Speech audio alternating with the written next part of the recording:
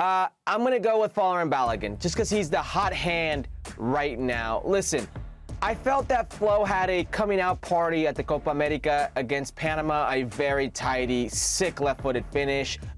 They were a man down versus 11-man Panama team, and he did very well. He's cooled off for the U.S. men's national team as of late, but who hasn't for the U.S. men's national team up top? He didn't do nothing against Canada. He did even less against New Zealand when he played more. But then you look what he's been doing for Monaco, and not just when he scores, but when he's on the field, he looks more confident. The runs are crisper, they're sharper.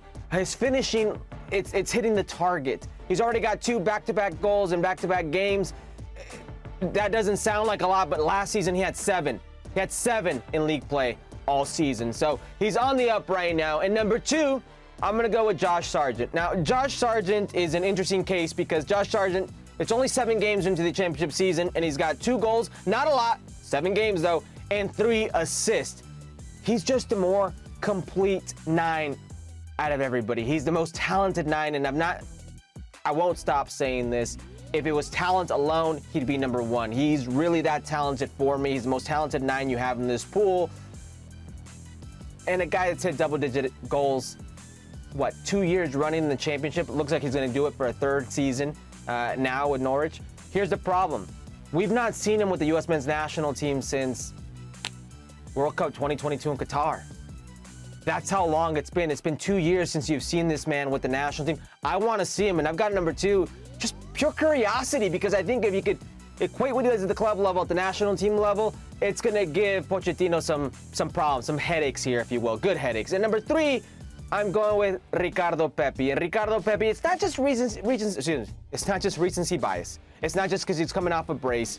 It's that when he gets a chance with PSV, he scores. And there's a reason, and it's not the first time we've said it here, that he doesn't get more of a chance. Luc de Jong last year was the MVP of the Eredivisie.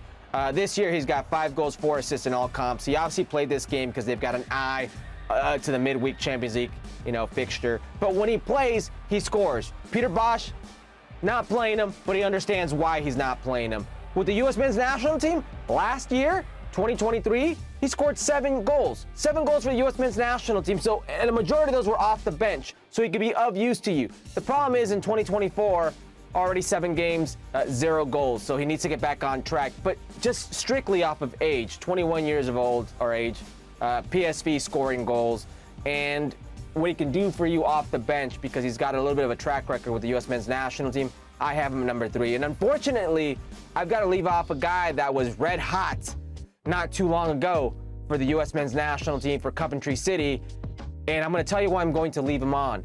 He's not been red hot at Coventry. In fact, he's been coming off the bench the last 4 games. I believe the last time he scored was Oxford last season, back in March, if I'm not mistaken.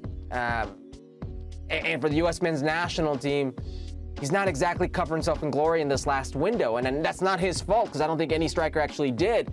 But when you're talking about a guy who, 1, is not playing the position in the little time he does play because he's playing on the wing, and 2, hasn't really taken advantage of the opportunities at the club when he has played, or at the national team in this last window when given an opportunity, he just seems like the odd man out, and it seems a bit unfair, but there's got to be a reason, and I don't know why it is that he's not playing for Coventry.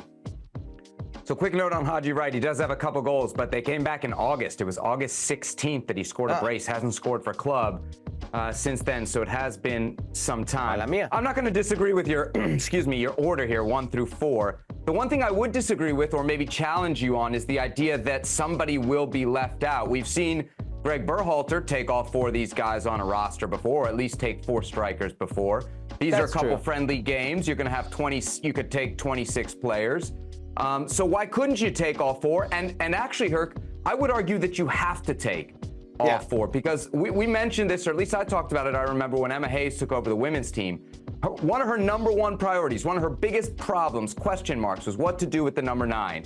I think that's pretty much the same case here for Mauricio Pochettino. So I wouldn't want to see him have a call in where he didn't bring in all 4 of these guys. And beyond that, I want to see all 4 of these guys play under him. If we're talking about really, truly having an open competition and opening things up and really having everybody start at 0, doesn't Pochettino have to call in all 4 guys here? Yeah, I don't think you call in all four strikers as a 9, but I think all four probably make it into, strengthening your case. Timothy Weah, who knows what his injury situation is like. The winger situation today, Brendan Aronson. Who else could you put on there? There's a lot of Gio Reyna, thank you, producer Beto, still injured. Well, he's back into the fold, but coming back from injury. So certainly there's a case to bring in a guy like Haji Wright because he can play multiple positions, and that's a reality. And if you go back to last window, Mikey Varas actually had 3 9s starting against New Zealand. I don't know what he was thinking, but all 3 9s were on the field. So there's a case to be made about, some of these guys playing in the wing position. Haji Wright would be one of those guys.